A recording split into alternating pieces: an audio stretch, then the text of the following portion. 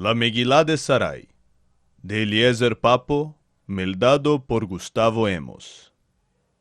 Sobre tres cosas el mundo se sostiene: sobre la Torá, sobre la Avodá y sobre Gemilut Hasadim, y hay que dicen, sobre las donas también. Una beraitá anónima. Capítulo 2. La nona. Después de la sesión del juicio sheriático, en la cual los testigos dijeron la verdad, y el cadí le ordenó a la papatros de Lioresh que pague a Isaac 180 akchis en nombre de la deuda del defunto, entendió Isaac que todos sus sospechos eran sin razón. Alegre tornó a casa a Sagrji Maale, donde moraba. En la puerta del Avli lo esperaba Dona Alegre, su mujer. ¿Cómo pasó?, le demandó. Bueno. ¿Esto es todo lo que sabe decir? Bueno.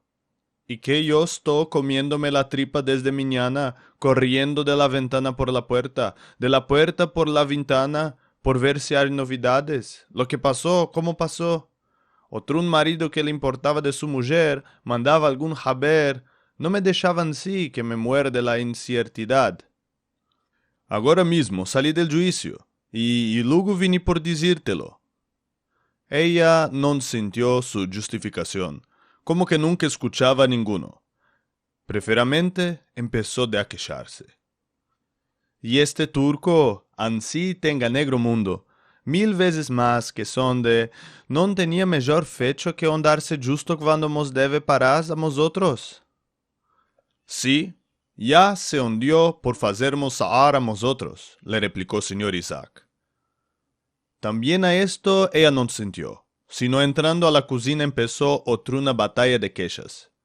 Amarga yo, y cuando me casé, mejor era si me echaban a la mar de que, mira donde me trucho, acabo del mundo, acabo del mundo. Mejor sería si no naciera. El Dios mismo, como que creó este lugar, por aquí más no miró. Por esto los goim lo llaman Saraivo. El Dios Sara vio y lo crió a este casal. Aquí el señor Isaac no podía más detenerse, y empezó a reírse. Las quejas de su mujer, siempre fechas con una buena humor, no solamente que no le molestaban, sino le daban un sentimiento de estar en la casa, de lo seguro y conocido, del Nahat y del Rahatlik. Hasta que otro marido iba a fuir de tal una mujer. Él era enamorado de ella especialmente por sus quejas, las cuales, junto con las respuestas curtas del señor Isaac, con el tiempo convirtieron a ser entre los dos como una lengua secreta del amor y afección. Sin meter tino en su risa, ella continuó. Todas mis amigas en Selanik están, tienen casas, mozas, compañía, la vida. ¿Y yo qué tengo? 4 paredes por hablar y un marido que cae del cielo en mediodía sin decir nada. Y ahora cuál que le dé a comer.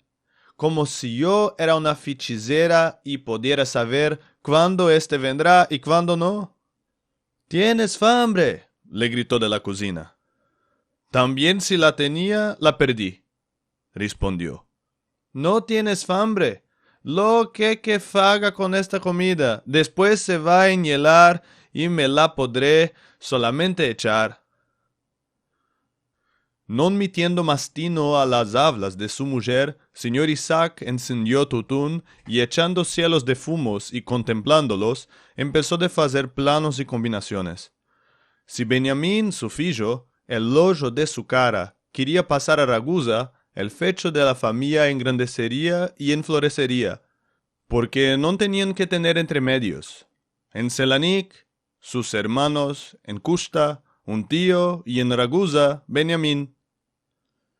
La única problema era cómo obtener los papeles de la República de Ragusa. En verdad, había otro problema también. Clara, la patocha, como la llamaba él, la mujer de Benjamín, una anusá que fugió de España con su padre antes unos cuantos años, no quería ir y vivir en una ciudad católica, por miedo que un de los días la iglesia podía descubrir que ella fue bautizada y que la iban a quemar por la kefirá. todas las pruebas de Isaac que quiso convencerla que no hay manera que supieran en Ragusa que ella es una cristiana refugiada, quedaron sin provecho. Nada non ayudó. Ella no quería, y Benjamín no estaba pronto de decorar su casa por amor del fecho. Esto fue una de las cosas que Isaac no entendía. ¿Alegra quería venir por aquí cuando yo decidí que nos vamos? Le demandaba su filho regalado 1000 veces. Mírala, finsta hoy día está quejándose porque decimos el anic, porque esto, porque aquello. ¿Quién te dicen que destruyas la familia? Tú decides lo mejor por la familia, y está, sof pasuk.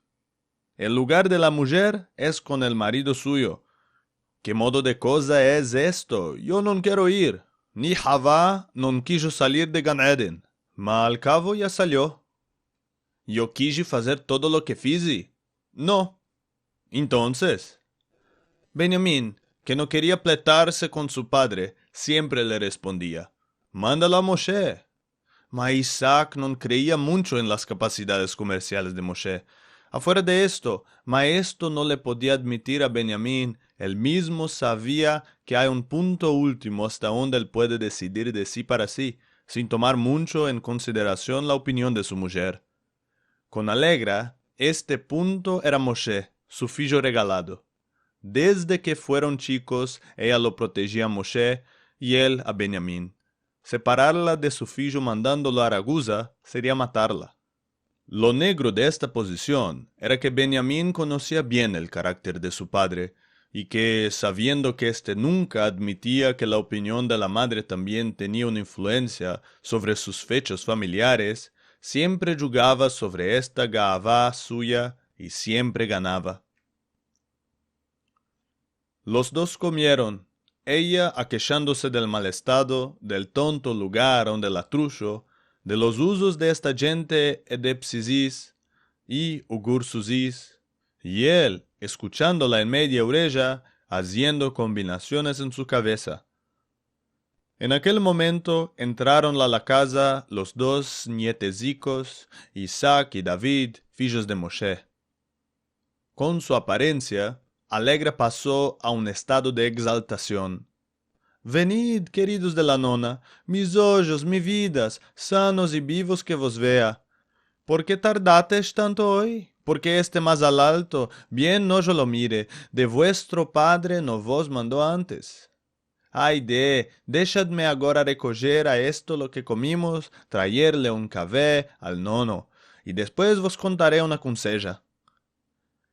Más larga que sea, nona, que sea larga, chiaron los dos. Larga, la más larga que puede ser, mis almas, no me tengáis ningún mal. Isaac no podía esconder su contentez de ver nietos tan hermosicos y tan vivos. Lo tomó al chico Isaac y le demandó, ¿lo que maldimos en la perashá de esta semana? David, corriendo, y él también a su lado gritó, sobre el Señor de Moshe, y cómo lo mató al Misirlí que ajarvó a este judío, y también cómo vinieron filhos de Israel a Misraim, y cómo el Faraón y Mahshemó los hizo siervos, y cómo quería matarlos, y cómo nació el Señor de Moshe. Sí, el Padre nos maldó todo esto, contestó y chico Isaac también. Por lo que entonces empezates con cómo Moshe Rabeno lo mató al Misri, le demandó Isaac a David. Porque yo también, cuando seré grande, mataré a todos los que mos ajarven, y después el Dios me va a hablar a mí, y yo voy a tornarmos atrás a la tierra de Israel. Sefataim y Shaku, ansí mos dé el Dios, le dijo el viejo, escondiendo las lágrimas que aparecieron en sus ojos. Entonces se voltó al chico Isaac demandando, ¿y tú? ¿Lo que quieres ser tú cuando serás grande? Yo quiero ser hajam, como el rey Shelomo, porque la nona dice que si una persona es hajam, todo el resto le viene solo, y las parás y todo. ¿Quién dice esto? Demandó Isaac burlándose. La nona. Ah, la nona. Lo que sabe la nona. La nona sabe todo. En este momento salió el señor Alegra y tomando a sus nietecicos a su lado, empezó a contarles. Había de ser un rey muy poderoso, muy rico y muy inteligente. Este rey tenía un reinado muy grande, tan grande que tomaba 100 años para venir de un cabo del reinado al otro. En tan grande reinado habían también algunos malfacidores, jaramís y arrobadores. El buen del rey resolvió de matarlos todos. Mas, ¿cómo los iba a descubrir a todos? ¿Cómo los iba a chapar y a recoger? Le vino al tino una idea muy delgada. Al lugar de que busca él a cada uno y uno de ellos, mejor sería si podían venir ellos, todos juntos, al palacio del rey. Mas ¿cómo traerlos todos? Pensó el buen rey, pensó, y al cabo vino con la solución. En cada ladrón 2 imanes son. La mentira y el deseo a enriquecerse sin laboro. Entonces, resolvió el buen rey de proclamar en todo su reinado que aquel hombre que le contara una cosa totalmente mentirosa recibirá un topuz de oro. Ama, de otro lado, si habrá en su conseja afilú un sa de verdad, lo van a matar por aborrecer al rey. Escuchando esto, todos los ladrones del reinado se alegraron alegría sin cabo. No supieron los pobres que el rey metió a su lado un zaquén viejo, a quien le comandó que cuando alguno de los ladrones conte su mentira, él que diga, sí, es verdad, esto en verdad pasó, yo ya me acuerdo, o algo semejante. Y así vinieron todos los ladrones del reinado de sí mismos al palacio del rey, y entraban uno por uno, y no salían, porque siempre este zaquén decía, sí, ya es verdad. Y el rey lo echaba a aquel ladrón a la prisión, y después le cortaban la cabeza. Mas había ahí un judío prove ani, y sus vidas, ¿para qué? No es que él, longe de nosotros, era ladrón o mentiroso. Era un hombre honesto, temía del Dios y hacía misvot, con unas palabras. Buen judío. Este judío, cuando sintió la proclamación del rey, se alegró y él también alegría grande, pensando ansí, de sí para sí, si el Dios bendito me ayude de topar palabras placientes y agradables al rey, y si recibiré este topuz de oro, buscaré otros 5 proves y espartiré con ellos el bien que recibí. Y ellos que espartirán con sus familias y que no serán más proves judíos en este reinado.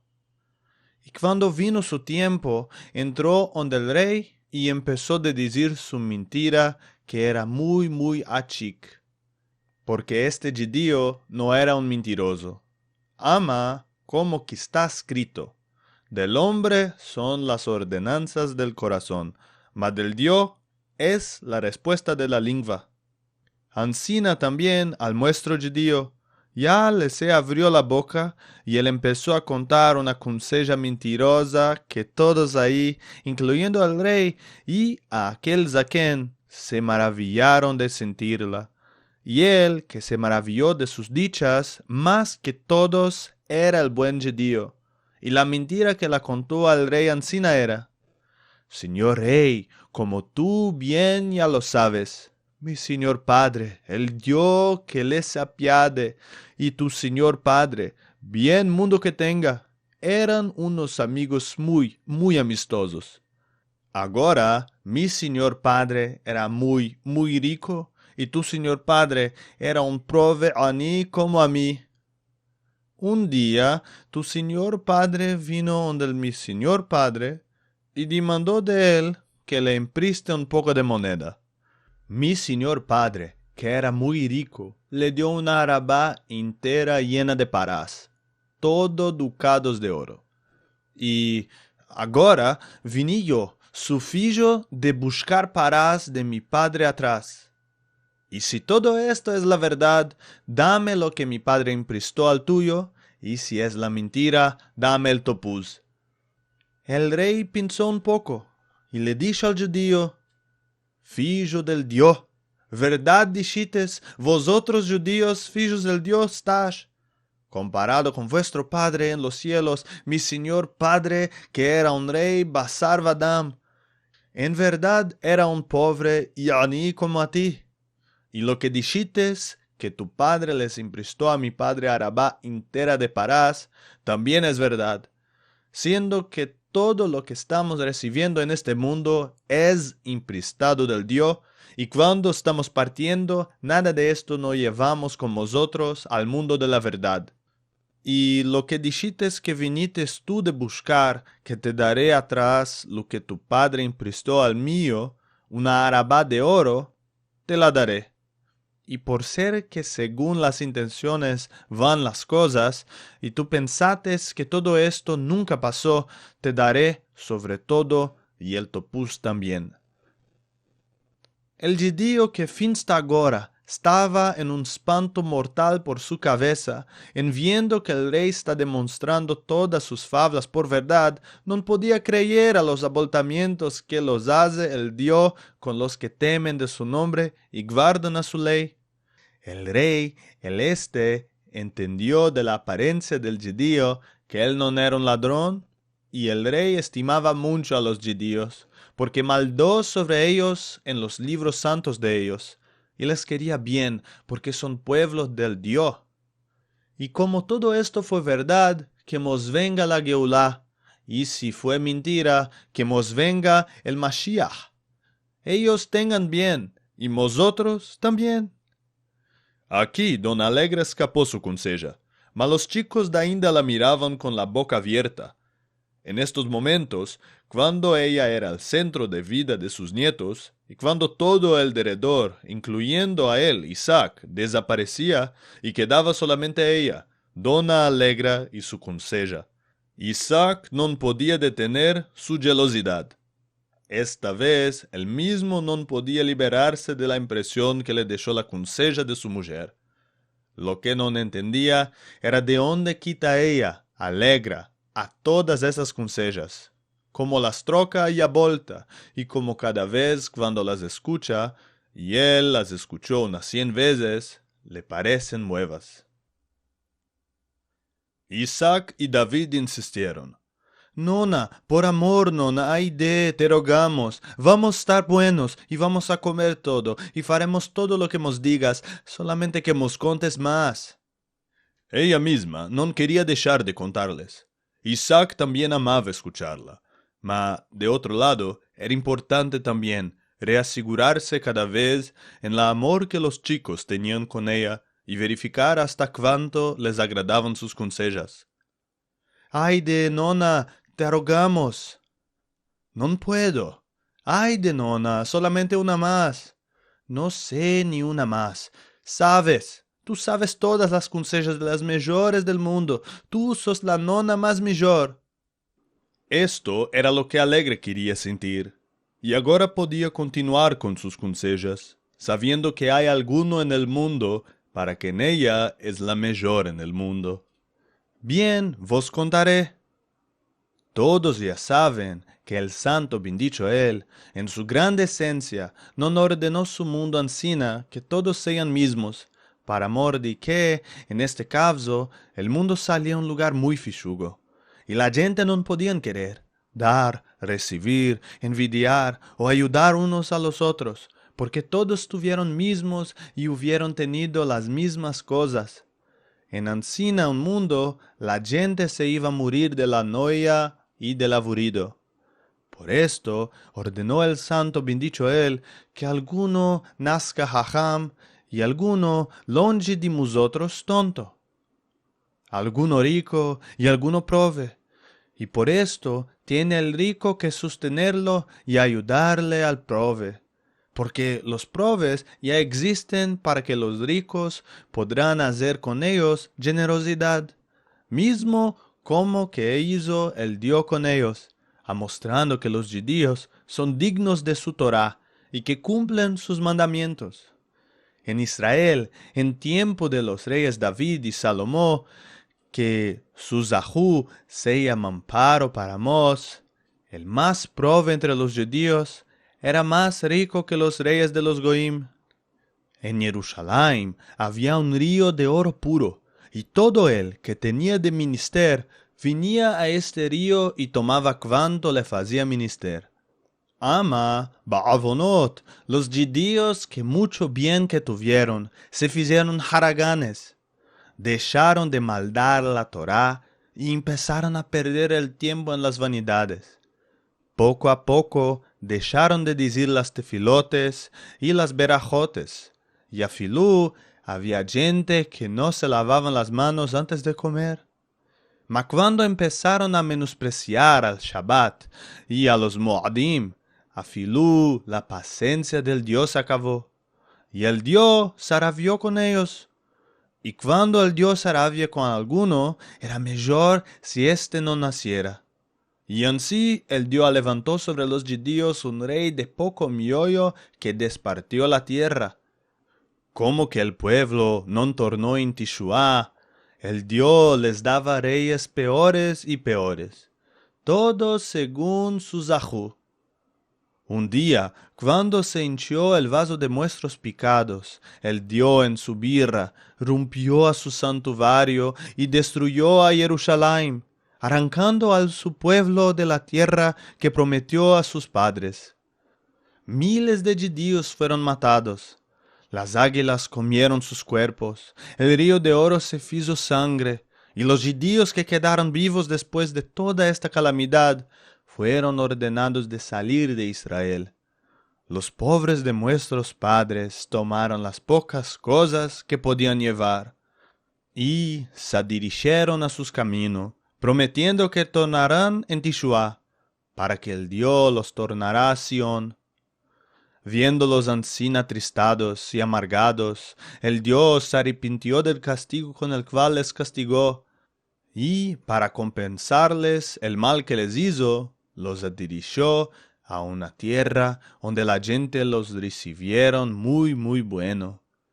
Los judíos que se envisaron el Lekaj se metieron todos a estudiar la ley, y todos se hicieron hajamim, sabientes de la ley.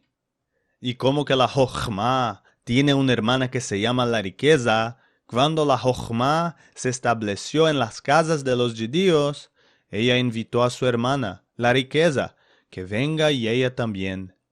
Y encima todos los judíos de España se hicieron hajamim y ricos, y desde entonces se dice hajam y mercader, alegría de la mujer. Mas como que dicen nuestros viejos, ni hijo sin la madre, ni regla sin la excepción.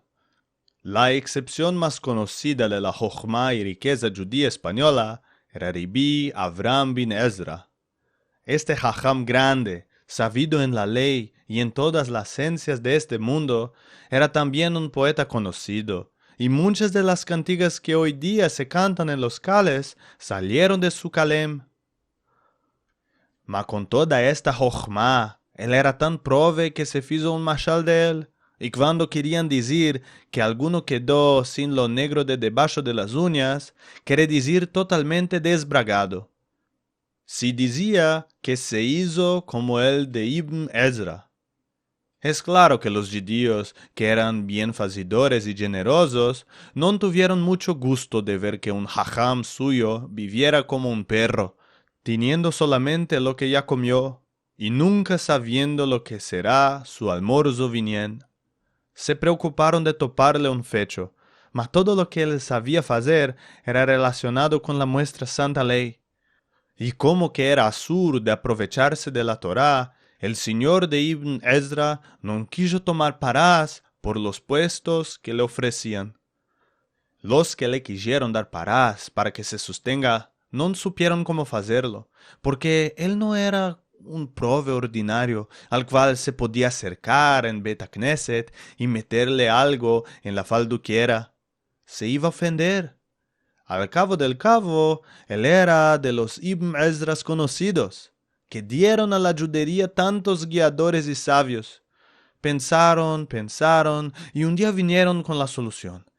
Siendo que el señor de Ibn Ezra cada día maldaba tefilá el mismo cal, decidieron los buenos judíos de meter en medio del camino 2 momenticicos antes de que él iba a pasar por ahí una bolsica de ducados, con los cuales se podía sostener con kavod, sin que sepa el que esto era sedacá o ayuda. Lo dijeron, lo fizeron.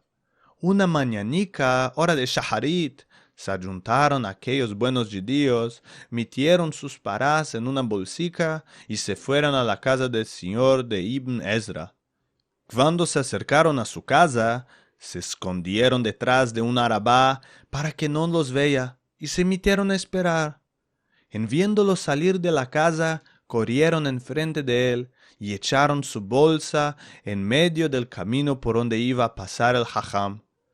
Como que era hora de shaharit y el sol nacía, alumbrando a todo el derredor, demostrando y descubriendo la belleza del mundo que lo crió el Dios, el hajam se paró un poco para ver toda esta hermosura, y en aquel momento entendió que todas estas cosas que nosotros la tomamos como ordinarias, en verdad son unas maravillas, cada una de sí para sí, y no hay menester de decir todas ellas en junto.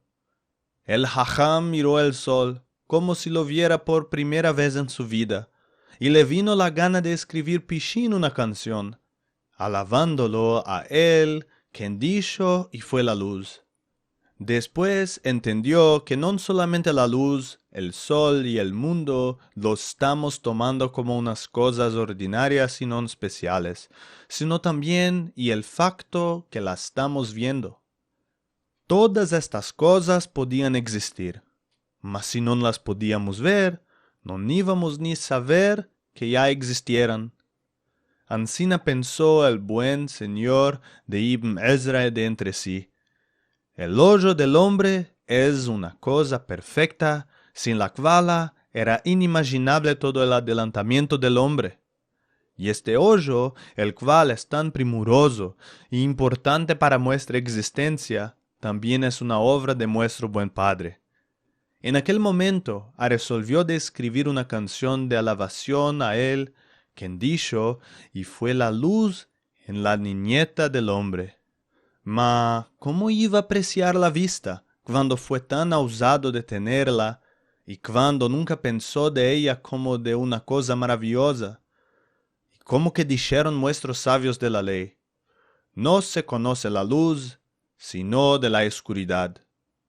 Ansina mismo resolvió el señor de Ibn Ezra de negar temporalmente la vista de sus ojos, para venir a apreciar la vista del hombre, y para entender cuánto menos hermosa sería la vida nuestra si no fuese la vista. En estos penserios caminaba el hajam en esta mañana, y cuando se acercó a la bolsa que le metieron los judíos, cerró los ojos y se dirigió al cal como un ciego. Los judíos que de su lugar escondido vieron el maasé, no entendieron nada. Refusar de recibir parás del cal por el ambizamiento, esto fue la alajá. Refusar a recibir regalos de los compañeros fue también entendible, porque no era según el kavod de un Ibn Ezra de recibir de los otros. Amá, no tomar parás de la calella en su provedad, y en demás facerse del ciego, como si ni vido la bolsa, esto era inentendible. Habían que dijeron que él era un nevlí, otros dijeron que era como un dervish, mas los terceros estaban seguros que él solamente era un mazalbacho. Como que vinieron al Bet Knesset, lo toparon maldando tefilá con mucha kavaná.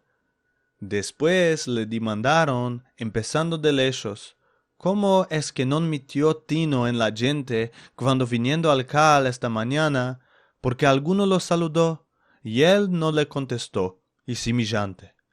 Entonces él les descubrió su secreto, cómo esta mañana le vino al tino de escribir un piut, alabando al Dios que nos dio la luz de los ojos, y cómo resolvió, para poder mejor estimar el valor del claro de ver, de facerse de ciego. todos aquellos buenos judíos empezaron a reírse y les contaron cómo se buzió su plano de ayudarle.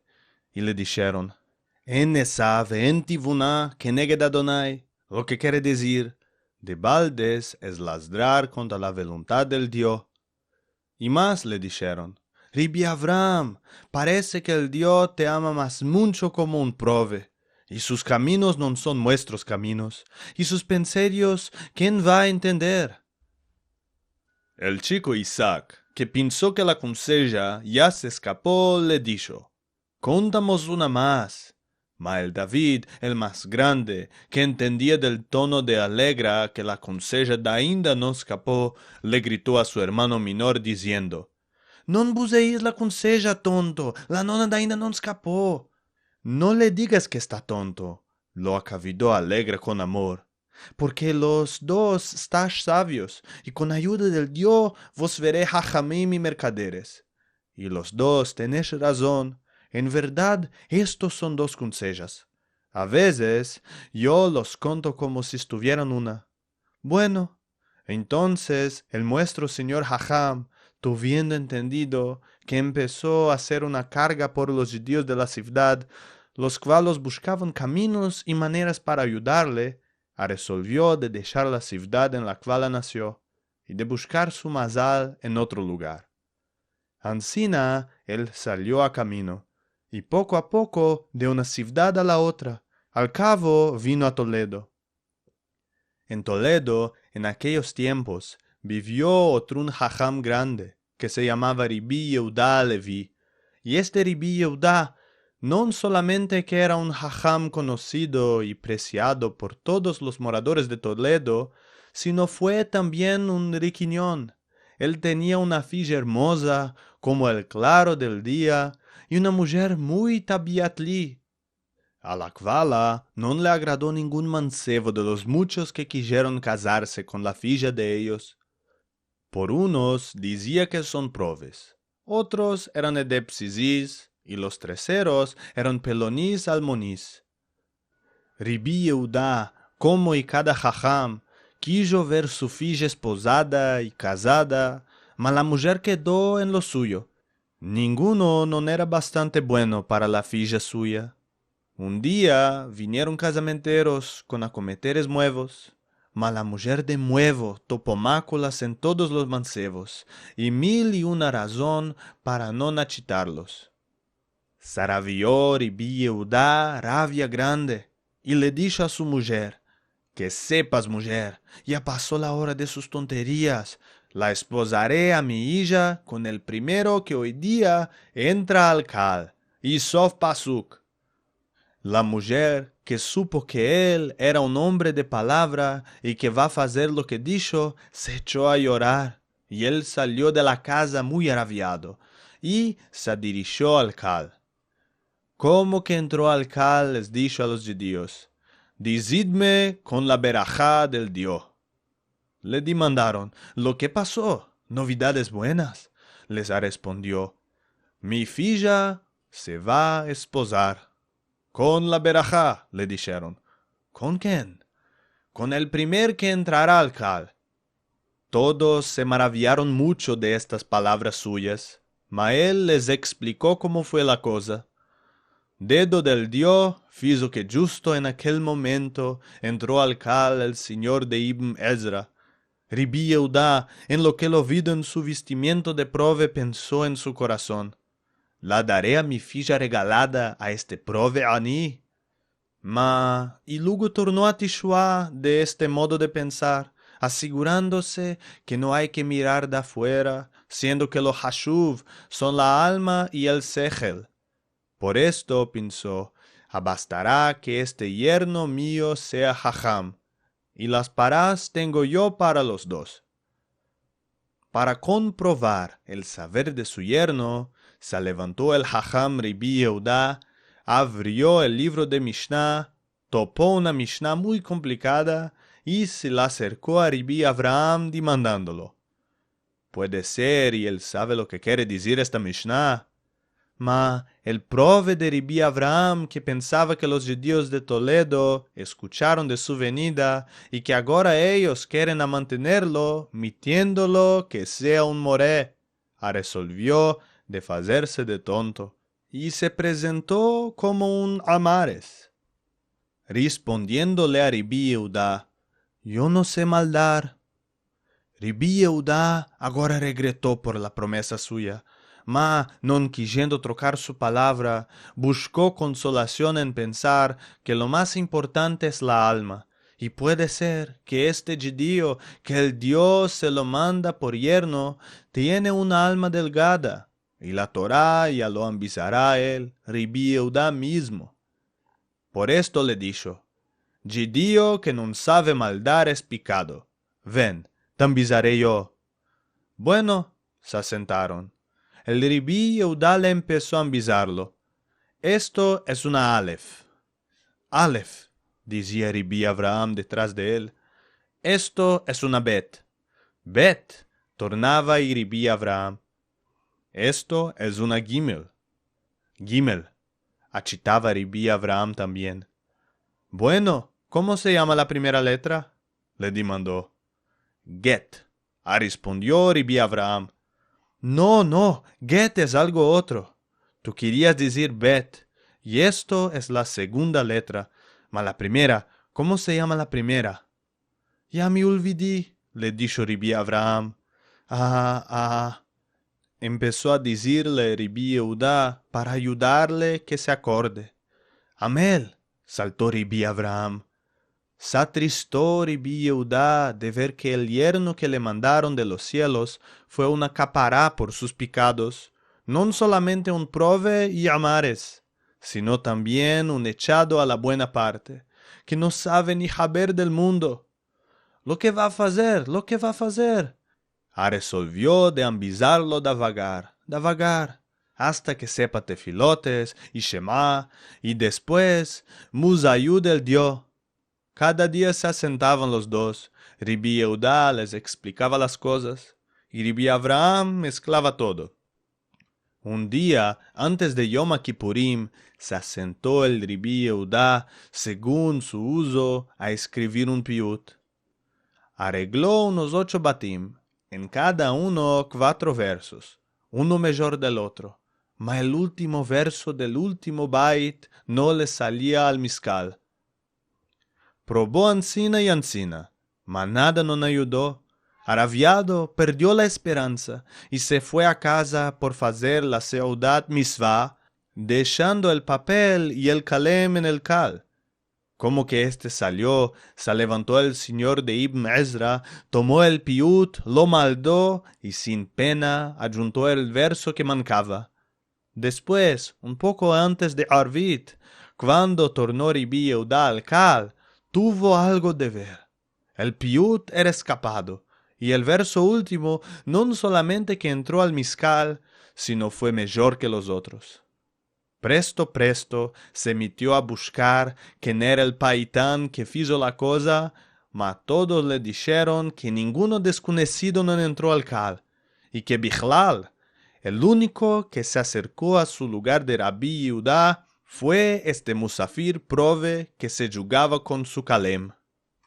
Rabí Yehudá se levantó, se dirigió al prove y le dijo, «Tú sos Rabí Abraham ibn Ezra». El Rabí Abraham, avergüenzado, le demandó, «¿Cómo supitis?» «Afuera de mí», le dijo Rabí Yehudá, «en entera España no hay un hombre solamente que podía sacar este modo de verso. Y esto es Rabí Abraham ibn Ezra, el rey de los versos».